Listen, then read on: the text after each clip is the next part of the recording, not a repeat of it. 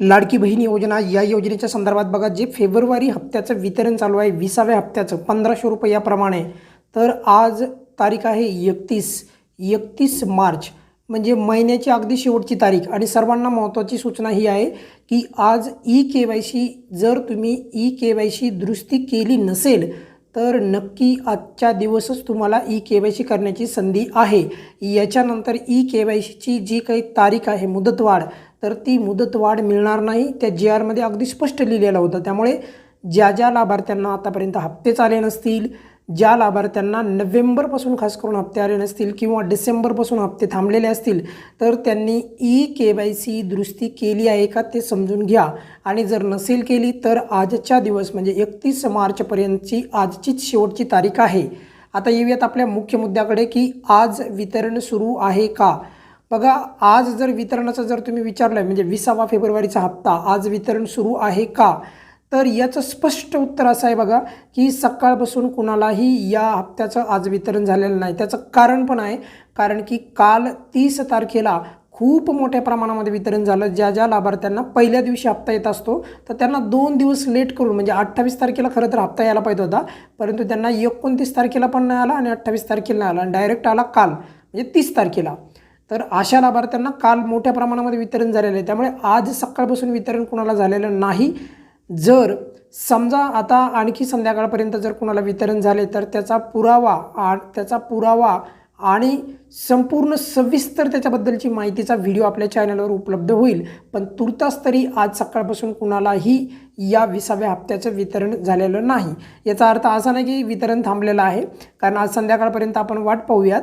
काही लाभार्थ्यांना ज्यांना हप्ताच आला नाही त्यांनी काय करायचं ते पण याच व्हिडिओमध्ये सांगतो आहे. बघा, 28 तारखेला वितरण चालू झालं होतं आणि 28 तारखेला खूप उशिरा वितरण चालू होतं, जवळपास 4च्या दरम्यान वितरण चालू झालं होतं. त्यामुळे काय झालं की त्यावेळेस जास्त लाभार्थ्यांना वितरण झालं नाही. त्यानंतर 29 तारखेला होता रविवार, वितरण झालं फार कमी लाभार्थ्यांना आणि तेच कारण होतं की 30 तारखेला सर्वाधिक म्हणजे काल वितरण झालं.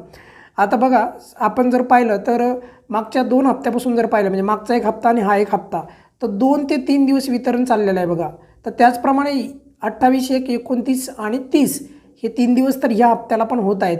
मग आज जर एखाद्या लाभार्थ्यांना जर का वितरण झालं तर त्याचा पुरावा येईलच, पण सध्या तरी सकाळपासून कुणाला वितरण झाल्याचे अपडेट नाहीत.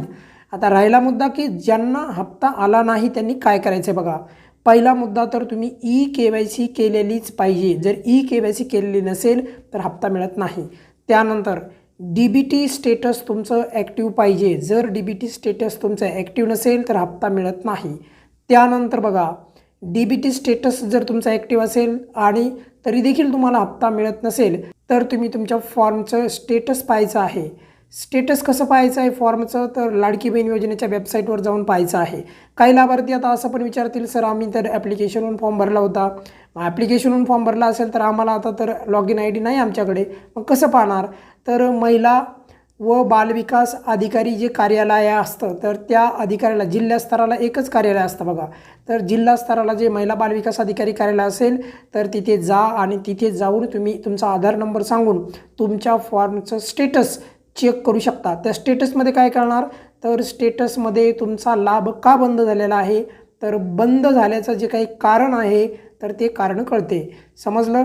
त्यामुळे ज्या लाभार्थ्यांना हप्ताच आला नसेल आतापर्यंत पण, तर अशा लाभार्थ्यांसाठी पण एक महत्त्वाची सूचना सांगण्यात आलेली आहे.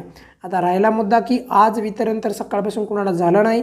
जर समजा वितरण इन केस जर का परत काही लाभार्थ्यांना झालं तर त्याचा पुराव्यासहित व्हिडिओ उपलब्ध होईल. या व्हिडिओमध्ये आपण इथेच थांबूयात. बघा, नेहमीप्रमाणे कोणत्याही प्रकारची अपडेट असेल तर तुम्हाला आपल्या चॅनलवर सर्वात अगोदर मिळते. या व्हिडिओमध्ये आपण इथेच थांबूयात. काय अडचण असेल तर कमेंट्समध्ये विचारू शकता. धन्यवाद.